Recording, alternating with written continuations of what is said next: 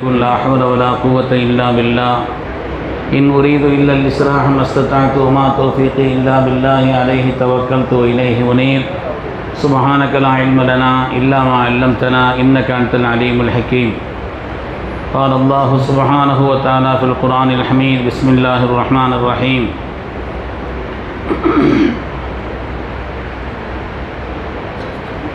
وإذ جعلنا البيت مثابة للناس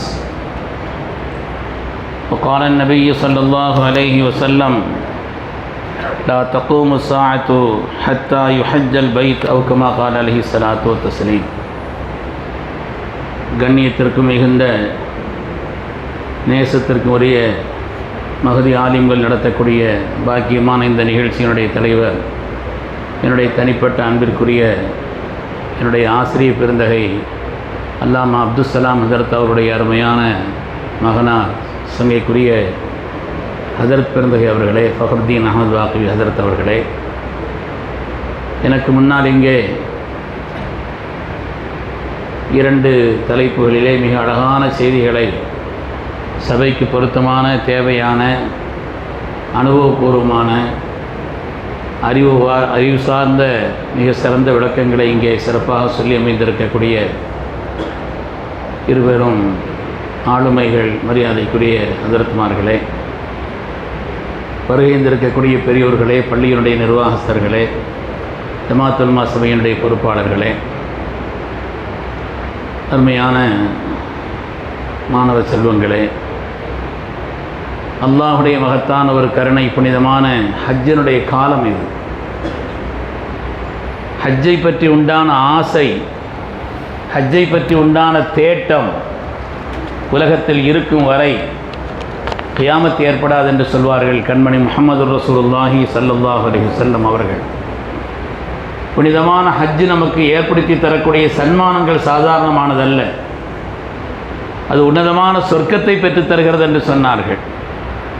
நம்முடைய பாவங்களெல்லாம் மன்னிக்கப்பட்டு அன்று பிறந்த பாலகர்கள் போல அவர்களை மாற்றுகிறது என்று சொன்னார்கள். அங்கே செலவு செய்யப்படக்கூடிய பொருளாதாரம் கூட அதற்கு அல்லாஹு தஆலா 700 மடங்கு அதிகமாக அதற்குண்டான பரக்காத்துகளை நமக்கு ஏற்படுத்தி தருகிறான் என்று வருகிறது. அதேபோல் அங்கே நமக்கு இருக்கக்கூடிய சில சிரமங்களுக்கு ஏற்ப மகத்தான கூலி இருக்கிறது என்றும் கூட ஹதீஸிலே வருகிறது. இப்படி பல்வேறு வகையான சோபனங்களை பெற்ற பாக்கியமான ஹஜ், அது தொடர்பான விஷயங்களை எல்லாம் இங்கே சொல்லி அமைந்தார்கள். நான் ஆரம்பமாக மதீனா முனவ்வரா சம்பந்தமான சில செய்திகளை சொல்லி, நேரம் இருந்தால் இன்ஷா அல்லாஹ் மக்கா தொடர்பான சில செய்திகளையும் சொல்லி முடிக்கிறேன். கண்ணியமானவர்களே, மதீனா அப்படின்னு ஒரு ஊருக்கு பேர் வைக்கவே முடியாது. மதீனான்னு சிட்டின்னு தான் அர்த்தம். மதீனான்னு தனியாக ஒரு ஊருக்கு பேர் வைக்க முடியாது. இன்னொரு ஊரோட சேர்த்துன்னு சொல்ல முடியும். மதீனத்து லண்டன், மதீனத்து அபுதாபி சேர்த்துன்னு சொல்ல முடியும். அபுதாபி சிட்டி, லண்டன் சிட்டின்னு சொல்லி. ஆனால் கண்மணி முஹம்மது ரசூலுல்லாஹி ஸல்லல்லாஹு அலைஹி வஸல்லம் அவர்கள் சம்மாஹா அல் மதீனா, மதீனான்னு ஸல்லல்லாஹு அலைஹி வஸல்லம் பேர் வச்சாங்க. அல்லாஹ் குர்ஆன் ஷரீஃப்லையும் மதீனா என்பதற்கு திருநாமம் சுட்டிருக்கிறார். மக்கா நகரம் உலகம் படைக்கப்பட்ட அந்த ஆரம்ப காலகட்டத்திலிருந்து அதற்கு எல்லா சிறப்புகளும் இருக்கிறது. ஆனால் மதீனாவிற்கு ஆரம்ப காலகட்டத்திலிருந்து எந்த சிறப்பும் தனிச்சிறப்பே கிடையாது. ஆரம்பத்தில் அதற்கு எஸ்ரிப் என்று பெயர். எஸ்ரிப் என்று சொன்னால் நமக்கு தெரியும், அல்லவ் பழிப்பு, நாசம் என்று கூட அர்த்தம். கண்மணி ரசூலுல்லாஹி ஸல்லல்லாஹு அலைஹி வஸல்லம் எப்பொழுது தங்களுடைய பொற்பாதங்களை அந்த புனித பூமியிலே வைத்தார்களோ அதிலிருந்து அந்த பூமிக்கு தனி சிறப்பும் தனி அந்தஸ்தும் ஏற்பட்டிருக்கிறது என்பதிலே சந்தேகமே இல்லை. உண்மையானவர்களே, மக்கமா நகரத்தினுடைய ஹஜ் உம்ரா சம்பந்தப்பட்ட விஷயங்கள் அதற்குண்டான சட்டங்களோடு செய்ய வேண்டும் சொன்னால், மதீனா முனவ்வராவை பொறுத்தவரையில் அங்கே கொண்டு செல்ல வேண்டிய அசலான விஷயம் காதல், அன்பு, பிரியம், நேசம். இதுதான் மதீனாவில் அதை கொண்டு தான் அங்கே செல்ல வேண்டும். மதீனா முனவ்வராவில் நடந்து கொண்ட பெருமக்கள் எப்படியெல்லாம் அந்த புனித பூமியிலே அதவோடும் முஹப்பத்தோடும் நடந்து கொண்டார்கள் என்பதை நாம் பார்க்கிறோம். ஸல்லல்லாஹு அலைஹி வஸல்லம் அவர்கள் மதீனா முனவ்வராவிற்காக வேண்டி அவர்கள் செய்த மகத்தான துஆ, உலகத்தில் வேறு எந்த பூமிக்கும் இப்படிப்பட்ட பாக்கியம் கிடையாது. உலகத்தில் எங்கே புழுதி வீசினாலும் கூட அதுவெல்லாம் நோயை உண்டாக்கும் என்று முகத்தை நாம் பொத்துகிறோம் என்றால், மதீனா முனவ்வராவை பொறுத்தவரையிலே அங்கே ஒரு தூசி ஏற்பட்டாலும் கூட இன்னஃபி குபாரிஹா ஷிஃபா மின் குல்லிதா, மதீனாவுடைய புழுதிக்கும் கூட உன்னுடைய வியாதிகளை போக்கும் ஆற்றல் இருக்கிறது என்று சொல்வார்கள் கண்மணி முஹம்மது ரசூலுல்லாஹி ஸல்லல்லாஹு அலைஹி வஸல்லம் அவர்கள். மதீனாவிற்காக ஸல்லல்லாஹு அலைஹி வஸல்லம் செய்த துஆ, மதீனாவில் இருக்கக்கூடிய இடங்கள், அங்கே உள்ள அந்தஸ்தான இடங்கள், ஸல்லல்லாஹு அலைஹி வஸல்லம் செய்த துஆக்கள் ஹதீஸிலே வருகிறது. அல்லாஹும்ம ஹப்பிப் இலைனால் மதீனா கஹுப்பினா மக்கத வஸத். யா அல்லாஹ், மதீனாவை எங்களுடைய நேசத்திற்குரிய பூமியாக ஆக்கு, எப்படி மக்காவை எங்களுடைய நேசத்திற்குரிய பூமியாக ஆக்கினாயோ, இல்லை ரப்பே அதை விட கூடுதலான நேசத்தை தான் சொல்லி ஸல்லல்லாஹு அலைஹி வஸல்லம் அவர்கள் துஆ செய்ததை இமாம் புகாரி ரஹ்மத்துல்லாஹி அலைஹி சொல்லி காண்பிப்பார். அதேபோல மக்கமா நகரத்திலிருந்து அவர்கள் வெளியேற்றப்பட்ட நேரத்தில் துஆ செய்தார்கள், யா அல்லாஹ், நான் பிறந்த எனக்கு பிரியமான இந்த பூமியிலிருந்து இந்த மக்கள் என்னை வெளியேற்றுகிறார்கள், ரப்பே உனக்கு பிரியமான ஒரு இடத்தில் என்னை கொண்டு போய் சேருன்னு துஆ செய்தாங்க. மதீனா என்பது அல்லாஹுடைய ரசூலுக்கும் நேசமான அல்லாஹுக்கும் ஒரு நேசமான பூமி என்பதை ஹதீஸிலே நாம் பார்க்கிறோம். இன்னும் சொல்ல போனால் ஹதரத் இப்ராஹிம் அலைஹிஸ்ஸலாம் அவர்கள் மக்காவினுடைய பரக்காத்துகளுக்காக துஆ செய்தார்கள். ரப்பே, நான் உன்னுடைய நபியா ஹபீபாக இருக்கிறேன், அவர்கள் மக்காவுக்கு என்னென்ன பரக்காத்துகளை எல்லாம் கேட்டார்களோ அந்த பரக்காத்துகளை மதீனாவிற்கும் தா என்று கேட்டுவிட்டு இன்னொரு மடங்கையும் நீ எனக்கு தர வேண்டும் மதீனாவுக்கு என்று ஸல்லல்லாஹு அலைஹி வஸல்லம் துஆ செய்தார்கள் என்பதை பார்க்கிறோம். அதனாலே புனிதமான மதீனா அது நேசத்தின் பூமி, அது அன்பின் பூமி என்பதிலே எந்த விதமான சந்தேகம் இல்லை. அருமையானவர்களே, மதீனாவில் 40 வேளை தொழுகைகளை தொழுவதற்கான ஒரு சூழல் சுனத் அஹ்மதுல் ஹதீஸ் வருது. மன் ஸல்லா ஃபீ மஸ்ஜிதி 40 ஸலாத்தன், யார் என்னுடைய இந்த மஸ்ஜிதில் ஒரு 40 வேளை தொழுகைகளை தொழுகிறார்களோ அவர்களுக்கு 3 விதமான பாக்கியங்களை ரப்பு கொடுக்கிறான். குத்திபத் லஹு பராத்து மினன்னார் வ நஜாத்து மினல் அஸாப் வ பரீஉ மினன் நிஃபாக். அல்லாஹ் தஆலா நயவஞ்சகத்தனம் என்ற ஒரு நிலையிலிருந்து அவர்களை நீக்கி விடுகிறான். அல்லாஹ் அந்த நசீபையும் நமக்கு தந்தரல வேண்டும். சாதாரணமானது பாக்கியம் அல்ல. இனிமேல் முஃமின்கள் தான். நயவஞ்சகத்தனம் என்ற ஒரு நிலை நீக்கப்படுகிறது. 40 வேளை தொழுகைகளை மஸ்ஜிது நபவியிலே தொழுதார். அது மாதிரி எந்த விதமான அதாவும் நமக்கு வராது. உலகத்திலையும் சரி, சோதனை வேணா வரும், அது நம்முடைய தரஜாக்களை கூட்டுவதற்காக உள்ளதே தவிர அதாப் வராது. 3வது நரகத்திலிருந்து பாதுகாப்பு என்று கண்மணி ரசூலுல்லாஹி ஸல்லல்லாஹு அலைஹி வஸல்லம் அவங்க சொல்லியிருக்கிறார். இது மாதிரி மதீனா முனவ்வராவினுடைய அந்தஸ்து என்பது சாதாரணமானதல்ல, அதற்கு அடிப்படையானது நேசம்தான். இங்கே ஒரு பாடல் படித்த அருமையான சகோதரர் இங்கே சொன்னார் இல்லையா, ஒரு மரக்கட்டை நேசித்ததுன்னு சொல்லிட்டு, அது எவ்வளோ பெரிய அந்தஸ்தை பெற்றுச்சு. நம்ம எல்லாம் பாடம் ஓதனவங்க, முன்னால் இருக்கிறவங்க பூரா, நான் வந்தோடனே அபுத்தாயிரஸ்திட்ட கேட்டேன், ஆதி எல்லாம் ஒதுங்கி இருக்கிறாங்க, பிள்ளைய பூரா இங்கே மாணவ செல்வங்கள் தானே அமர்ந்திருக்கிறார்கள் என்று. அல்லாஹ் தஆலா சீக்கிரமாக உங்களுக்கும் ஹஜ்ஜு உம்ரா ஜியாரத்தினுடைய நசீபை தந்தர்கள் புரிவானா. கவனமாக கேடு. ஆசை தான் அதுக்கு முக்கியம், பணம்லாம் முக்கியம் இல்லை. ஹஜ்ஜு உம்ரா ஜியாரத் செய்யணுமான ஆசை தான் முக்கியம். ஒரு 7 வருஷத்துக்கு முன்னால் நடந்த ஒரு சம்பவம். ஒரு ஆள் எங்கள் ஊரில் ஃபக்கீர், கொட்டடித்து வாசலில் யாசகம் கேட்டு பணத்தை தரக்கூடிய ஒரு ஃபக்கீர், அவர் வந்தார். கொஞ்சம் பணத்தை எடுத்துகிட்டு சேர்த்துட்டு சில்லற காசாக இருந்துச்சு, அப்படி தானே கொடுத்துருப்பாங்க. இப்போ அதனால் அவர் சொன்னார், இதுக்கு மேலே என்னால் பணத்தை சேர்க்க முடியலை, இவ்வளோ தான் இருக்குது எங்கிட்ட, நீ எப்படியாவது ஹஜ்ஜை கூட்டு போங்கன்னு சொன்னார். சுப்ஹானல்லாஹ், எவ்வளவு ஈடுபாட்டோடு அவர் ஹஜ்ஜை செய்தார், எவ்வளவு ஈடுபாட்டோடு அங்கே நடந்து கொண்டார் என்பதை இன்னும் நினைத்தால் அவ்வளோ ஆனந்தமாக இருக்கிறது. அது மாதிரி அந்த இடத்திற்கு செல்வதற்குண்டான நிலையில் ஆசை ஒன்று. 2வது என்னன்னு சொன்னால், நமக்கு எந்த அளவிற்கு ஈடுபாடு இருக்கிறதோ அந்த அளவிற்கு அங்கிருந்து பயன்பாடுகளை பெறலாம். அங்கிருந்து எந்த அளவுக்கு நமக்கு அதில் ஈடுபாடும் கவனமும் இருக்கிறதோ. அது மாதிரி நடந்த சம்பவம் தான். ஈரோடு மாவட்டம் கோவிச்செட்டிப்பாளையத்திலிருந்து ஒரு ஆள் கூட ஹஜ்ஜிக்கு வந்திருந்தார். ஒரு நாள் பயான் செய்துட்டு இருக்கும் பொழுது ஹரமை சுற்றி உள்ள ஆயாத்தும் பையினாத்தை பற்றி சொல்லிக்கிட்டு இருந்தோம். அதற்கு சொன்னாங்க இல்லையா, அதில் முல்தசமை பற்றியும் கொஞ்சம் விளக்கம் சொல்லி, முல்தசமில் யார் யார் என்னென்ன துவாக்களை எல்லாம் செய்தாங்க. மாமின் நஹதின் எதுஃபி முல்தசம் இல்லஸ்துஜீபலா, முல்தசம் 2 துவா செய்தான் அல்லாஹ் கண்டிப்பாக கபூல் செய்கிறான்னு வருது. அதையெல்லாம் சொல்லி முடிச்சுட்டு நாங்கள் அடுத்த நாள் குரூப்பாக சேர்ந்து தவாஃபுக்கு போவோம்னு இரவு நேரத்தில் போகும் பொழுது ஹரமில் இருந்து அவர் வந்துக்கிட்டு இருக்கிறார். ஹரமில் இருந்து உள்ளேருந்து வருகிறார். வந்தவர் கையில் ஒரு தண்ணி ஒரு அங்கேருந்து உள்ளேருந்து வந்த உடனே எங்களை அப்படி கட்டி பிடிச்சி அழுகிறார். ஹரமில் அழுவது சாதாரணமான ஒரு விஷயம்தான். ஆனால் இவர் வித்தியாசமான ஒரு அழுகை, வித்தியாசமாக அழுதார். என்னன்னு கேட்டோம். சொன்னார், ஹஜ்ரத் நேற்று முல்தசமை பற்றி சொன்னீங்க, அதனால் நான் முல்தசம் போய் பிடிச்சிட்டேன். பிடிச்சி நின்று துவா செய்யணும்.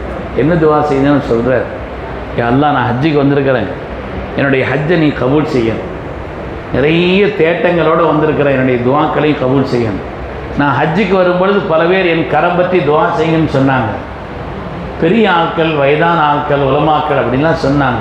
அதனால் அவங்களுடைய துவாக்களையும் நீ கபூல் செய்யணும்னு சொல்லி நான் துவா செய்துட்டு கடைசியாக நான் அந்த இடத்துல நின்று ரப்பிட்ட சொன்னேன், யா அல்லாஹ், நீ கபூல் செய்துட்டேங்கிறதுக்கு அடையாளம் எதையாவது ஒன்று எனக்கு வெளிப்படுத்தி காமின்னு துவாவதனாலாம். நீ கபூல் செய்துட்டேங்கிறதுக்கு அடையாளத்தை எனக்கு காட்டணும். நீ எதையாவது அடையாளத்தை காட்டி எனக்கு விளங்காமல் போயிடக்கூடாது. அடையாளத்தையும் நானே சொல்லிடுறேன்னாராம் அவர் துவாவில். நான் இந்த இடத்துல இருந்து மஸ்ஜிதினுடைய வாசலை தாண்டி போகிறதுக்கு முன்னால் யாராவது ஒரு ஆள் என் கையில் கொண்டு ஒரு தண்ணி பாட்டில் கொடுத்துட்டாங்கன்னு சொன்னால் நான் கேட்ட துவாவனா கபூல் அப்படின்னு நான் விளங்கிக்கிடுவேன்னு. அல்லாஹ் தான் நம்மளை சோதிப்பான். நீங்கள் அல்லாவுக்கே டெஸ்ட் வச்சியலைன்னு சொன்னாங்க. அல்லாஹ் தான் அடியார்களை சோதிப்பான்னு வருவீங்க, அல்லாவுக்கே சோதனையா? அவர் சொல்கிறார், நான் துவா செய்துட்டு அந்த இடத்த விட்டு வந்துக்கிட்டே இருந்த மனசு படபடன்னு அடிக்குது. நான் கடந்து வந்து கொண்டிருந்தேன். அந்த நேரத்தில் ஒரு இடத்துல வந்து ஒரு ஆள் தண்ணி பாட்டில் என் கையில் விஸ்மி சொல்லி தந்துட்டு போனார் ஹஸரத்துன்னு. அந்த தண்ணி பாட்டிலோடு சேர்த்து நின்று அவர் அழுக இன்னும் என் கண் முன்னால் நிற்கும். அதனால் அந்த இடத்துல வந்து முஹப்பத்தும் நம்முடைய மனோ ஈடுபாடும் தான் அங்கே நாம் பெற வேண்டிய எல்லா விதமான உயர்வுகளையும் பெற்றுத்தரும் என்பதில் எந்த விதமான சந்தேகம் இல்லை. அப்படிப்பட்ட ஒரு ஈடுபாட்டோடும் கவனத்தோடும் அந்த இடத்தில் செய்ய வேண்டிய உன்னதமான காரியங்களை செய்வதற்கு அல்லாஹ் நமக்கு நசீபை தந்தருள் புரிவானார். புனிதமான அந்த ஹரம், அதை சுற்றியுள்ள இடங்களை பற்றி எல்லாம் ஹஜ்ரத் அவர்கள் சொல்லி காண்பித்தார்கள். இது மசாபத்துல் இன்னாஸ், மனிதர்கள் மீண்டும் மீண்டும் மீண்டும் செல்வதற்குண்டான ஒரு இடம். அது உலகத்தில் எப்படிப்பட்ட அதிசயமான இடங்களாக இருந்தாலும் சரி, 1-2 தடவை தான், 3-4 தடவை தான், அதற்கு மேல் சலிப்பு தேட்டிவிடும். நான் பார்த்துட்டேன், அந்த இடத்துக்கு போயிட்டேன்னு சொல்லிடுவாங்க. ஆனால் கஅபாவை பொறுத்தவரையிலே மீண்டும் மீண்டும் செல்லக்கூடிய ஒரு மகத்தான ஒரு இடமாக அல்லாஹு தஆலா அதை ஆக்கி வைத்திருக்கிறார். அதேபோல் புனிதமான அந்த இடம் இருக்கிறதே, பார்வையே வணக்கமாகக்கூடிய அதிசயம் அங்கே தான் நடக்கும். பார்த்தாலே வணக்கம். இஸ்ரோனலின் நாதிரீன் என்று வருகிறதே. நான் 94 ஹஜ்ஜுக்கு போகிற நேரத்தில் என்னுடைய ஆசிரியர் பெருந்தகை கமாலுதீன் ஹஜ்ரத் அவர்களுக்கு கடிதம் எழுதியிருந்தேன். ஹஜ்ரத் அவர்களுக்கும் ஜைனுலாப்தீன் உஸ்தாமார்கள்லாம் கடிதம் எழுதி நான் ஹஜ்ஜுக்கு போகிறேன் துவா செய்யுங்கன்னு சொன்னேன். ஜைனுலாப்தீன் ஹஜ்ரத் அவங்க எழுதினாங்க, எப்பொழுதும் கஅபாவை பார்த்து கொண்டிருக்கக்கூடிய ஒரு அமலை கவனமாக நீ செய்துகள், சுபர்கர் நேரத்தை உட்கார்ந்து பாருன்னு சொன்னாங்க. நம்முடைய பார்வையே வணக்கமாக ஆகக்கூடிய அதிசயம் நடக்கக்கூடிய இடம் சங்கையான அந்த இடம் தான், மகத்தான் அந்த இடம்தான் என்பதிலே எந்த விதமான சந்தேகம் இல்லை. அதேபோல் நம்முடைய துஆக்கள் எல்லாம் கபூலாகக்கூடிய இடம் அந்த இடம் தான். ஒவ்வொரு இடத்திலேயும் யார் யார் என்னென்ன துஆக்களை செய்து, ஹஜ்ருல் அஸ்வதாக இருக்கட்டும், ருக்குன யமானியில் கேட்ட துஆக்களை சொன்னார்கள் ஹஜ்ரத் இப்னு உமர் ரலியல்லாஹு அன்ஹுமா, சில சஹாபிகள் கேட்ட துஆக்களை ஒவ்வொரு இடமும், மீசாபாக இருக்கட்டும், முல்தசமாக இருக்கட்டும், ஹிஜ்ர இஸ்மாயிலா இருக்கட்டும், அந்த இடங்களில் எல்லாம் இது அல்லாமல் மினா, முஸ்தலிஃபா, அரஃபா என்று சொன்னால் சொல்ல வேண்டியதே இல்லை. அது அவ்வளோ மகத்தான பாக்கியமான இடம் என்பதிலே எந்த விதமான சந்தேகம். அது மாதிரி அந்த இடம் உலகத்தாருக்கெல்லாம் ஹிதாயத்தை தரக்கூடிய இடம்னு சொல்லணும். மனிதர்கள் தான் ஹிதாயத் செய்வார்கள். காபாங்கிறது ஒரு கட்டிடம் தானே. ஆனால் அல்லாஹ் தஆலா அதை பரக்கத்தானது என்று சொல்கிறான், ஹிதாயத்தை செய்யக்கூடிய இடம் என்று சொல்கிறான். அதேபோல் அந்த இடத்தை அல்லாஹ் தஆலா சொல்லும் பொழுது இப்ராஹிம் அலைஹிஸ்ஸலாமுடைய துஆவின்படி ஒரு ருஸுக் அஹ்லஹு மின ஸமராத், ரப்பே இங்கே வரக்கூடியவர்களுக்கு எல்லா விதமான ரிஸ்கினுடைய நிலைவானை ஏற்படுத்தி கொடுக்க வேண்டும் என்று கேட்டார்களே. இன்றும் ஹரமிலே எந்த நாட்டுக்காரர்களாக இருந்தாலும் சரி, அவர்களுக்கு அவருடைய நாட்டினுடைய நிலைகளுக்கு ஏற்ப எல்லா உணவும் அங்கே கிடைக்கப்பெறுகிறது என்பதை நாம் பார்க்கிறோம். ஒரு பாக்கியமான அருளான இடம் என்பதிலே சந்தேகமே இல்லை. அந்த இடம், அங்கே உள்ள ஒவ்வொரு இடமும் அருளானது, ஒவ்வொரு இடமும் பாக்கியமானது. ஹஜ்ரத் காபாவை சுற்றியுள்ள இடங்கள் 33 வகையான ஆயாத்துகள் இருக்கிறது என்று எழுதுகிறார்கள். ஆயாத்தும் பையினாத் என்று சொன்னால் 33 வகையான ஆயாத்தும் பையினாத் அந்த இடத்தை சுற்றி இருக்கிறது என்று பெருமக்கள் எழுதுவார். அதே போல மினா, முஸ்தலிஃபா, அரஃபா புனித தலங்கள் என்று சொன்னால் அதற்கு அவர்கள் சொல்லி காண்பித்தார்கள் மினாவை பற்றி. மினாங்கிறது இருக்கிறது ஒரு தாயின் கருவறையை போலன்னு சொன்னாங்க. மினாங்கிறது ஹதரத் இப்ராஹிம் அலைஹிஸ்ஸலாம், எல்லா நபிமார்களும் எல்லா சாலிஹீன்களும் எல்லா மலக்குமார்களும் எல்லா ஜின்களும் நல்லவர்களிலே ஒன்று கூடிய இடமாக அந்த இடம் அமைந்திருக்கிறது. அதுபோல் அரஃபா சாதாரணமான ஒரு இடம் அல்ல. அரஃபாங்கிறது இருக்குதே, அல்லாஹு தாலா ஆன்மாக்களின் உலகத்தில் அல்லாஹ் ஒப்பந்தம் எடுத்தான் என்று வருகிறது. அலஸ்து பிறப்பிக்கும், நான் உங்களுடைய இரட்சகன் அல்லவா என்று அல்லாஹு தாலா அடியார்களிடத்தில் கேட்ட பொழுது காலு பலா, ஆம் நீதான் என்னுடைய இரட்சகன் என்று எல்லோரும் சொன்னார்களே, அப்படிப்பட்ட ஒரு ஒப்பந்தம் நடந்த இடமாக புனிதமான அரஃபாவுடைய இடம் இருக்கிறது. அரஃபாவிலே என்னென்ன துவாக்களை கேட்டு யார் யார் அந்த வகையிலே பயன்பெற்றார் என்பது நீண்ட நடிகை சரித்திரத்துக்கு உட்பட்டு. அரஃபா பாக்கியமானது, அரஃபா என்பது மகத்தானது, அருளானது. அது மாதிரி முஸ்தலிஃபா துஆக்கள் எல்லாம் ஏற்றுக்கொள்ளப்படக்கூடிய மகத்தான ஒரு இடமாக அல்லாஹ் தஆலா அந்த இடங்களை ஆக்கி வைத்திருக்கிறான் என்பதை பார்க்கிறோம். ஜியாரத் என்று சொன்னால் மதீனா முனவ்வரா. நாம் மதீனாவிற்கு செல்லும் பொழுது கண்மணி முஹம்மது ரசூலுல்லாஹி ஸல்லல்லாஹு அலைஹி வஸல்லம் ஜியாரத்தை பிரதானமான நோக்கமாக கொண்டு நாம் அங்கே செல்வது. ஜியாரத்திற்காக வேண்டி அங்கே செல்வதற்கு தனி பாதை வச்சிருக்கிறாங்க. பாபு சலாம் சொல்லி முதல் வாசல், 1ஆம் நம்பர் வாசல் வழியாக போனால் தொழுகை அல்லாத எல்லா நேரத்திலும் ஜியாரத் செய்வதற்கான ஒரு சூழல் அங்கே அமைந்திருக்கிறது. அங்கே ரௌதத்துல் ஜன்னாவுக்கு செல்வதற்குத்தான் இப்பொழுது கட்டுப்பாடுகள் இருக்கிறது. ஜியாரத்துக்காக வேண்டி செல்கின்ற நேரத்தில் நாம் எப்பொழுது வேண்டுமானாலும் தொழுகை அல்லாத மற்ற நேரங்களில் இரவிலே குறிப்பிட்ட சில நேரம் தவிர மற்ற நேரங்கள் எல்லாம் ஜியாரத்திற்காக வேண்டி செல்லலாம். சென்றால் மனித வாழ்க்கையிலே பாக்கியமான ஒரு நாள், பாக்கியமான ஒரு நேரம். கண்மணி முஹம்மது ரசூலுல்லாஹி ஸல்லல்லாஹு அலைஹி வஸல்லம் அவர்களை ஜியாரத் செய்யக்கூடிய மகத்தான நேரம். அவர்களை நாம் முன்னால் நின்று சலாம் சொல்வதும் அந்த இடத்தில் என்னென்ன வார்த்தைகளை எல்லாம் சொல்ல வேண்டும் என்றும் கூட பெருமக்கள் நமக்கு சொல்லி தந்திருக்கிறார். உஹது யுத்தத்தில் செய்தனா சஅத் இப்னு ரபீ ரலியல்லாஹு தஆலா அவர்கள் உஹது யுத்தமெல்லாம் முடிந்த நேரத்தில் சஅத் இப்னு ரபீ ரலியல்லாஹு அவர்கள் வரவில்லை, காணவில்லை. ஸல்லல்லாஹு அலைஹி வஸல்லம் கேட்குறாங்க, சஅத் இப்னு ரபீ அவர்கள் வரவில்லையே, அவர்களை பார்த்து என்ன நிலை என்று விசாரித்து அவர்களை பற்றி உள்ள செய்திகளை சொல்வதற்கு உங்களில் யாராவது தயாரான்னு கேட்கும்போது செய்தனா ஸெய்த் இப்னு சாபித் ரலியல்லாஹு தஆலா எழுதுகிறார். ஆகவே நான் போகிறேன்னு சொன்னாங்க. சொன்னாங்க, நீங்கள் அவர்களை பார்த்தால் முதலாவது என்னுடைய சலாமை சொல்லுங்கள், ரெண்டாவது நீங்கள் எப்படி இருக்கிறீங்கன்னு ஸல்லல்லாஹு அலைஹி வஸல்லம் விசாரிச்சுட்டு வர சொன்னாங்க என்று சொல்லுங்கள். இங்கேருந்து போன உடனே ஹதரத் செய்தனா ஸெய்த் இப்னு சாபித் ரலியல்லாஹு பார்க்கிறார்கள். ஒரு இடத்தில் குற்றுயிரும் குறை உயிருமாய் காயங்களோடு செய்தனா சஅத் இப்னு ரபீ ரலியல்லாஹு தஆலா இருக்கிறார்கள். உங்கள்கிட்ட போய் சொன்னாங்க, ஸல்லல்லாஹு அலைஹி வஸல்லம் உங்களுக்கு சலாம் சொல்ல சொன்னார்கள். உங்கள் பதில் சொன்னாங்க, அலா ரசூலில்லாஹி வ அலைஹிஸ்ஸலாம், உங்களுக்கும் ரசூலுக்கும் பதில் சலாம். எப்படி இருக்கிறீங்கன்னு கேட்டு வர சொன்னாங்கன்னு சொன்னாங்க. அவங்க பதில் சொன்னாங்க, இன்னி அஜிது ரீஹல் ஜன்னா, சொர்க்கத்தினுடைய வாசனை நான் நுகர்ந்து கொண்டிருக்கிறேன் என்று சொன்னாங்க. சொல்லிட்டு கடைசியாக சொன்னாங்க,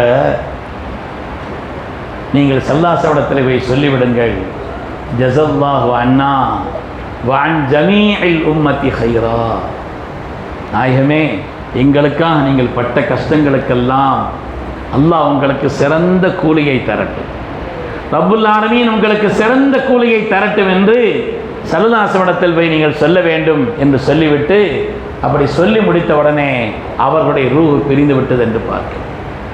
அதனாலே ஸல்லல்லாஹு அலைஹி வஸல்லமுக்கு சலாம் சொல்லும் பொழுது நாம் அந்த இடத்திலே இப்படி ஒரு வார்த்தையை, ஏன்னா அந்த வார்த்தையை கேட்ட உடனே ஸல்லல்லாஹு அலைஹி வஸல்லம் வந்து செய்தனா ஸெய்த் இப்னு சாபித் தான் சொன்ன உடனே நஸ்ஹலில்லாஹி வலி ரசூலிஹி ஹய்யம் வ மையிதா, ஹயாத்தாக இருக்கக்கூடிய காலகட்டத்திலும் இந்த உலகத்தை விட்டு பிரிகின்ற அந்த நேரத்திலும் கூட அல்லாஹ் ரசூலுக்கு நன்மையை நாடி உயர்ந்த காரியத்தை செய்தார்கள் என்று ஹதரத் சையதுனா ரசூலுல்லாஹி ஸல்லல்லாஹு அலைஹி வஸல்லம் சொன்னார் என்று பார்க்கிறோம். அருமையானவர்களே, அதனாலே ஸல்லல்லாஹு அலைஹி வஸல்லமுக்கு சலாம் சொல்லிவிட்டு ஜஸல்லாஹு அன்னா வ அன் ஜமீஇல் உம்மத்தி ஹைரா என்ற அந்த இடத்தில் சொல்வது பொருத்தமானது என்று பெருமக்கள் சொல்வார்.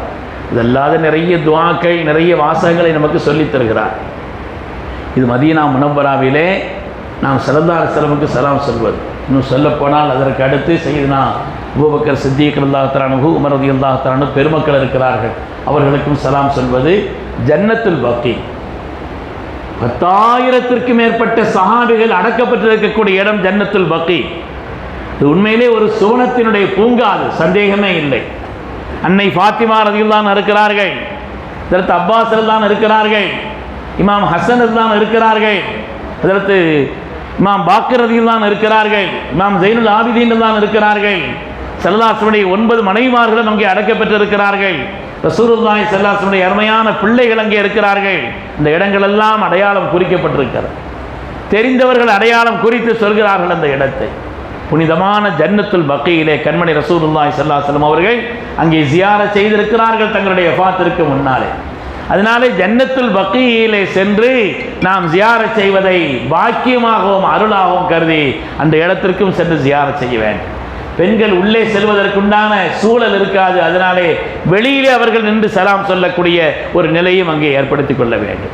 மதீனாவை சுற்றி உள்ள ஒவ்வொரு இடங்களும் ஜபல் உஹத் யுஹிப்புனா வ நுஹிப்புஹு, உஹது மலை நம்மை நேசிக்கிறது, நானும் அதை நேசிக்கிறேன் என்று சொன்னார்கள் கண்மணி முஹம்மது ரசூலுல்லாஹி ஸல்லல்லாஹு அலைஹி வஸல்லம். சுவனத்தினுடைய எல்லா வாசல் கதவுகளிலேயும் உஹது மலையினுடைய அந்த கற்களில் இருந்து ஒரு கல் சூனத்தினுடைய வாசலில் பதிக்கப்பட்டிருக்கும் என்று வருகிறது.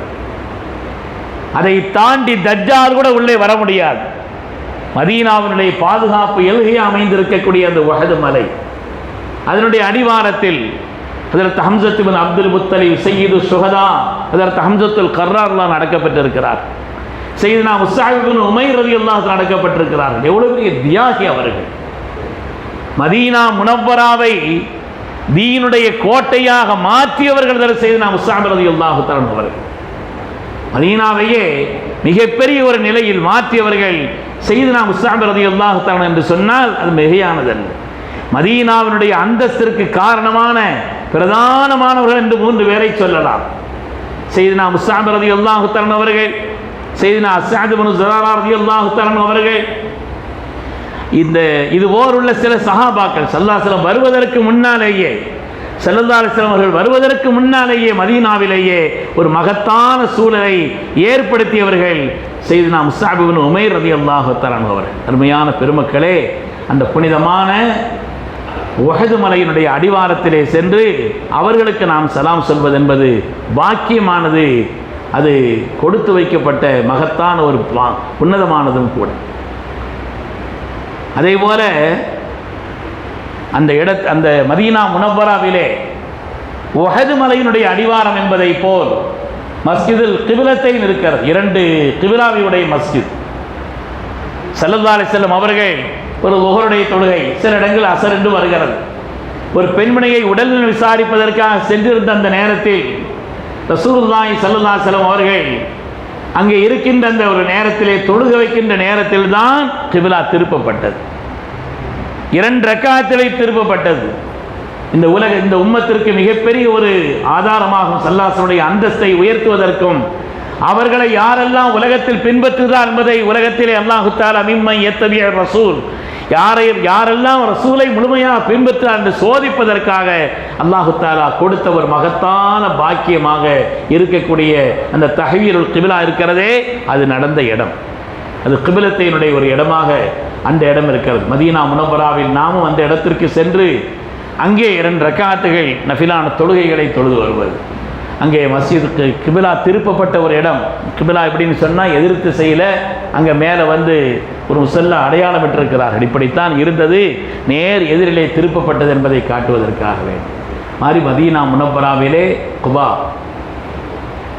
அது அவ்வளவு மஸ்ஜித். அது மதீனா முனவ்வரா சென்ற உடனே கண்மணி ரசூலுல்லாஹி ஸல்லல்லாஹு அலைஹி வஸல்லம் தங்கியிருந்த இடம் குபாவுடைய வரலாறு மிக நீண்ட ஒரு வரலாறு.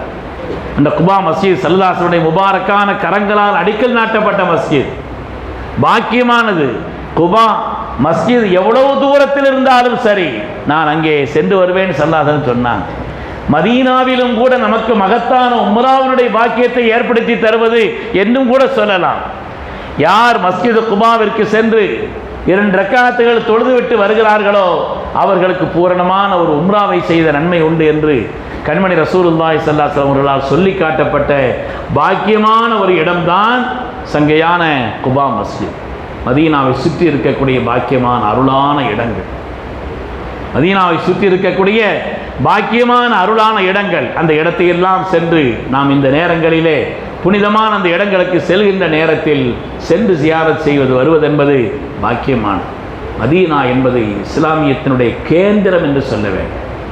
இஸ்லாத்தினுடைய கேந்திரம். எல்லா ஆயாத்துகளும் பெரும்பாலும் இறக்கப்பட்டது, உலகத்தில் பெரும்பாலான சட்டங்கள் நமக்கு வழங்கப்பட்டதும் கூட மதீனா முனவ்வரா தான். அங்கேதான் எல்லா விதமான சட்டங்களும் இறக்கப்பட்டது மதீனா முனவ்வரா என்ற ஒரு நிலையிலே இஸ்லாமிய அத்தாட்சிகள் நிறைந்த ஒரு இடமாக மதீனா முனவ்வரா அமைந்திருக்கிறது என்பதிலே எந்த விதமான சந்தேகம் இல்லை. அருமையான பெருமக்களே, புனிதமான அந்த இடம் மஸ்ஜித் நபவிக்கு உள்ளே ரவுதத்துல் ஜன்னா இருக்கிறது. உலகத்திலேயே சொர்க்கத்தினுடைய ஒரு பூமி அமைந்திருக்கக்கூடிய இடம் என்று சொன்னால் ரவுதத்துல் ஜன்னா. மதீனா முனவ்வராவிலே மா பைன பைத்தி வ மிம்பரி ரவுதத்தும் மின் ரியாதில் ஜன்னா, என்னுடைய வீட்டிற்கும் மெம்பர் படிக்கும் மத்தியிலே சொர்க்கத்தினுடைய பூங்கா இருக்கிறது என்று ஸல்லல்லாஹு அலைஹி வஸல்லம் சொன்னார்களே. பாக்கியமான அந்த இடம். வாழ்க்கையிலே அந்த இடத்திலே நின்று ஒரு 2 ரக்காத்துகள் தொழுது துஆ செய்வதற்கான வாய்ப்பு கிடைத்தால் அது மகத்தான பாக்கியம் என்பதிலே எந்த விதமான சந்தேகம் இல்லை. அங்கேதான் இந்த தூண்கள் எல்லாம் இருக்கிறது. உஸ்துவானை ஹன்னானா இருக்கிறது, உஸ்துவானை ஆயிஷா இருக்கிறது, உஸ்துவானை அபி லுபாபா இருக்கிறது, உஸ்துவானை சரீர் இருக்கிறது, உஸ்துவானை முஹர்ரிஸ் உஃபூர், உஸ்துவானை ஜிப்ரீல், உஸ்துவானை தஹஜ்ஜுத் என்றெல்லாம் அடையாளமிடப்பட்ட பாக்கியமான தூண்கள். ஒவ்வொரு தூணுக்கும் ஒரு சரித்திரம் இருக்கிறது அல்லவா? ஒவ்வொரு தூணுக்கும் ஒரு சரித்திரம் அல்லவா இருக்கிறது? ஹன்னானா என்ற அந்த தூண், அந்த பேரித்தவட மர கட்டை தானே ஸல்லல்லாஹு அலைஹி வஸல்லம் அவர்கள் உபயோகித்துக் கொண்டிருந்த அந்த பேரித்தவட மர கட்டை. அவர்களுக்காக தயாரிக்கப்பட்ட மெம்பர் படி வந்தவுடனே இதை கொண்டு போய் மஸ்ஜிதினுடைய ஓரத்தில் வைக்க சொன்னார்கள். வைத்துவிட்டு இவர்கள் இந்த படியை உபயோகிக்கிறார்கள். இருக்கக்கூடிய சஹாபிகள் அவ்வளவு பேரும் ஒரு பிள்ளை தேம்பி அழுவதை போல் சத்தத்தை நாங்கள் கேட்டோம் என்று அவ்வளவு சஹாபிகள் சொல்லக்கூடிய அளவிற்கு உண்டான ஒரு நிலை. உள்ளத்தின் அடித்தளத்தில் இருந்து வரக்கூடிய அன்பு சேரும் இடமும் கூட உள்ளம் தானே. அதனாலே ஸல்லல்லாஹு அலைஹி வஸல்லம் அதற்கு பிறகு அவர்கள் பயான் செய்ய நிலையில் அங்கிருந்து நேராக வந்து அந்த கட்டை எடுத்து இதற்கு ஆறுதல் சொல்கிறார், தட்டி கொடுக்கிறார். எனக்கு என்ன வேண்டும் என்று கேட்கிறார்கள்.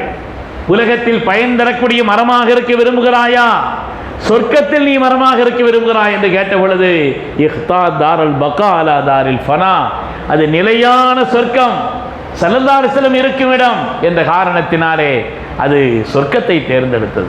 ஸல்லல்லாஹு அலைஹி வஸல்லம் அந்த இடத்திலே ஒரு குழியை தோண்ட சொல்லி அதற்கு மேல் ஒரு தூணை எழுப்ப சொன்னார்கள். உஸ்துவானை ஹன்னானா, எவ்வளவு பாக்கியமான இடம். ஒரு மரக்கட்டை எப்படி நேசிக்க வேண்டுமோ அப்படி நேசித்தது, அதனுடைய பலன்களை பெற்றது என்று பார்க்க. அதே போல் அங்கே உள்ள ஒவ்வொரு இடமுமே, அங்கே இருக்கக்கூடிய ஒவ்வொரு இடமுமே பாக்கியமானது, அருளானது என்பதிலே எந்த விதமான சந்தேகம் இல்லை. மதீனா முனவ்வரா என்பது அங்கே இருக்கக்கூடிய ஒவ்வொரு இடமும், அதாவது மஸ்ஜிதின் அந்த ரவுதத்துல் ஜன்னாவுக்கு ஏன் ரவுதத்துல் ஜன்னாவுடைய மகத்தான பாக்கியம் கிடைத்தது என்று எழுதும் பொழுது உலகத்திலேயே ஸல்லல்லாஹு அலைஹி வஸல்லம் அதிகமாக நடந்த இடம் அந்த இடம் தான் எழுதுகிறாங்க. இந்த மெம்பர் படிக்கும் அவங்களுடைய வீட்டுக்கு மத்தியில் தான் ஸல்லல்லாஹு அலைஹி வஸல்லம் அதிகமாக நடந்திருக்கிறார்கள். அதிகமாக நடந்த காரணத்தினாலே தான் அவர்கள் அந்த இடத்தை அல்லாஹ் தஆலா ரவுதத்துல் ஜன்னாவாக ஆக்கி கொடுத்திருக்கிறான் என்று சொல்கிறார். அது மாதிரி இங்கே உள்ள ஒவ்வொரு இடமும், இங்கே உள்ள தூண்கள் எல்லாம் உஸ்துவானை தஹஜ்ஜுதிலே வாய்ப்பு கிடைத்தால் அந்த இடத்தில் நின்று அதிகாலை நேரத்தில் 1 ரக்காத் தொழுவதற்குண்டான ஒரு வாய்ப்பு. அது ஒரு திண்டு போல இருக்கிறது, ஒரு திண்ணை உஸ்துவானை தஹஜ்ஜுத் என்பது. இந்த இடத்துல நின்று 2 ரக்காத் தொழுவதற்கான வாய்ப்பு கிடைத்தால் மகத்தான பாக்கியம். அருமையானவர்களே, அந்த மதீனாவுடைய புனிதமான அந்த இடம் ஒவ்வொரு இடங்களும் மதீனாவுடைய ஒவ்வொரு இடங்களுமே பாக்கியமானது. அதேபோல் அங்கே இருக்கக்கூடிய சஹாபிகள் அவ்வளோ பேரும் இந்த தீனுக்கு மகத்தான சேவைகளை செய்தவர்கள், அல்லாஹ்வுடைய ரசூலுக்காக தங்களை கொடுத்தவர்கள் வாழக்கூடிய பூமி. அப்படிப்பட்ட தியாகிகள் இருந்த இடம். ஸல்லல்லாஹு அலைஹி வஸல்லம் மக்கமா நகரம் வெற்றி கொள்ளப்பட்ட பிறகு தவாஃப் செய்துக்கிட்டு இருந்தாங்களாம். தவாஃப் செய்கிறார்கள், ஆனந்தத்தோடு வெற்றி கொண்ட நேரத்தை தவாஃப் செய்கிறார்கள். தவாஃப் செய்தால் அந்த நேரத்தில் அன்சாரிகளை கொஞ்சம் காணல, ஒதுங்கி இருக்கிறாங்க. ஸல்லல்லாஹு அலைஹி வஸல்லம் எங்கே அன்சாரிகளை காணவில்லை என்று கேட்கிறார்கள். அன்சாரிகளை அழைத்து வர சொன்னார்கள். அழைத்து வந்த நேரத்தில் தான் ஸல்லல்லாஹு அலைஹி வஸல்லம் எங்கேயும் கேட்கும் பொழுது, நீங்கள் உங்களுடைய சொந்த பூமிக்கு பிறந்த ஊருக்கு வந்து விட்டீர்களே, இனிமேல் நீங்கள் மதீனாவுக்கு வருவீர்களா என்ற ஒரு கவலையில் நாங்கள் ஒதுங்கி இருக்கிறோம்னு சொன்னாங்க. கண்மணி ரசூலுல்லாஹி ஸல்லல்லாஹு அலைஹி வஸல்லம் அவர்கள், நான் என்னை மதீனாவிற்கு தந்து விட்டேன் என்று சொன்னார். மதீனாவிற்கு என்னை தந்து விட்டேன் என்று சொன்னார். அருமையானவர்களே, எனவே மதீனா என்பது அங்கே உள்ள ஒவ்வொரு காரியமும், அங்கே உள்ள பேரித்த பழங்கள் உட்பட, அல்லாஹ்வுடைய ரசூலை நேசித்த காரணத்தினால் அந்த பூமிக்கு காலமெல்லாம் ஸல்லல்லாஹு அலைஹி வஸல்லம் பரக்கத்துக்கு துஆ செய்தாங்க. இன்றைக்கும் மதீனா முனவ்வரா போகிறவங்க மதீனாவில் போய் ஒரு பேரித்த பழம் கூட வாங்காமல் யாரும் வர்றது இந்த புனித பூமியினுடைய பரக்கத்திற்காக. அதனாலே புனிதமான அந்த இடங்கள் ஹஜ்ஜு உம்ராவினுடைய நிலைகளைப் போல அந்த இடங்களிலே ஜியாரத்தினுடைய இடங்களும் நிறைய அமைந்திருக்கிறது. ரெண்டு பெரிய பேச்சாளர்கள் பேசுனதுக்கு பின்னால் எனக்கு பேசுகிறதுக்கு உண்டான ஒரு கவனமும் எனக்கு இருக்கிற மாதிரி தெரியல. ஹைர் அல்லாஹ் சுப்ஹானஹு வ தஆலா புனிதமான இந்த இடங்களை ஹஜ்ஜின் வாயிலாக, உம்ராவின் வாயிலாக, ஜியாரத்தின் வாயிலாக மீண்டும் மீண்டும் அங்கே செல்வதற்குண்டான உயர்ந்த நசீபை அல்லாஹ் தந்தருள் புரிவானாக. இந்த இடத்தினுடைய மஹப்பத்தை அல்லாஹ் நம்முடைய உள்ளத்தில் இன்னும் அதிகரிக்க செய்தருள்வானாக. ரப்பினுடைய பொருத்தத்தை பெற்ற சாலிஹீன்களில் அல்லாஹ் நம் எல்லோரையும் கபூல் செய்தருள்வானாக என்று துஆ செய்து கொண்டு மகத்தான இந்த வாய்ப்பை தந்தமைக்கும் நன்றி கூறி விடைபெறுகிறேன். அஸ்ஸலாமு அலைக்கும் வரஹ்மத்துல்லாஹி.